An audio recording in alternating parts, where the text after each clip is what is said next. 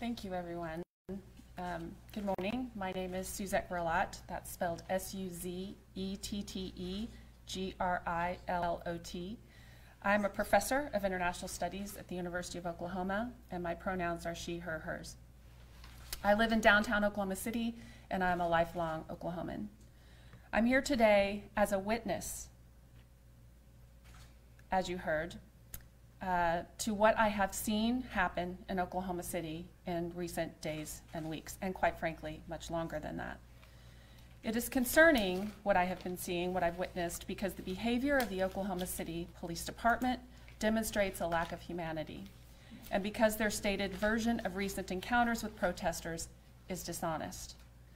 I was present at the first two protests that occurred in Oklahoma City. The first protest that began at 23rd and Classen and ended at the Oklahoma City Police Department on Saturday, May 30th, and the second protest that began with a march from 36th and Kelly and ended at the Oklahoma City Police Department on Sunday, May 31st.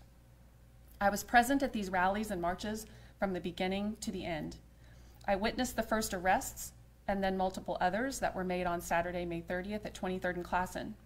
I watched and filmed the actions of the Oklahoma City Police Department and can tell you unequivocally that the police initiated and engaged with unarmed, peaceful protesters in a violent manner. On more than one occasion, they indiscriminately marched into the crowd, the police officers marched into the crowd and arrested individuals doing nothing more than holding signs and chanting about the need for justice. I watched in dismay as the Oklahoma City police officers used excessive force with the individuals that they arrested, and as they used unnecessary force by deploying pepper spray on those in the crowd who were protesting the police brutality that they were witnessing right before their eyes.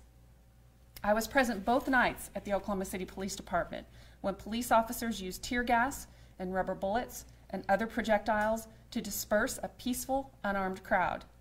There was no violence until the police escalated the engagement. I watched as peaceful protesters were on their knees in front of the police officers with their hands in the air, and they were fired upon simply because they dared to stand or kneel firm in the face of heavily armed police officers. The police violence was unnecessary. The tear gas was unnecessary. The rubber bullets were unnecessary. The police officers were not ever in danger. They did not, and in fact would not, speak with the protesters. The Oklahoma City Police Chief did not speak with the protesters. These unarmed citizens of our city were asking simply to be seen and heard, and the Oklahoma City Police Department failed them again and again. I found the behavior of the Oklahoma City police officers present those two nights to be beyond disappointing. In fact, their behavior was shocking. Moreover, what the police say happened is contrary to the truth. They are being dishonest when they tell the public that they were provoked, that the protesters were aggressive and violent. This is patently false. And quite frankly, I believe the citizens of Oklahoma City and those present on the nights of May 30th and 31st deserve an apology from the city officials and police officers that are here to serve and protect them and yet didn't. Thank you for your time today. Thank you for letting the citizens of Oklahoma City know the truth about how their police forces engage with peaceful, unarmed protesters. Protesters that are merely exercising their constitutionally guaranteed rights to assemble and speak up about police violence that our Black and brown friends and community members face on a daily basis. I am hopeful that with the help of these dedicated attorneys that are here today, that we can prevent and put an end to police violence in the future. Thank you. If I can just follow up, I'll ask. We want to dig deeper right now on those evening. Just after 9 o'clock, we saw people throwing things at police, including what looked like fireworks. Then scattered bangs. Eventually, police deployed tear gas, trying to back everyone up away from police headquarters.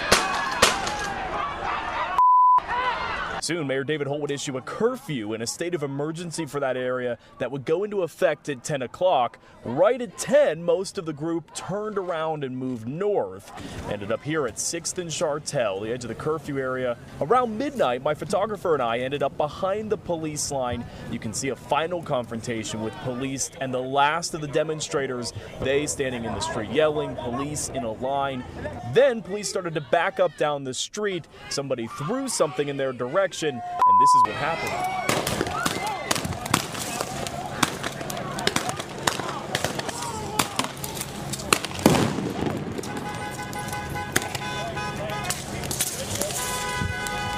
White mask, white mask.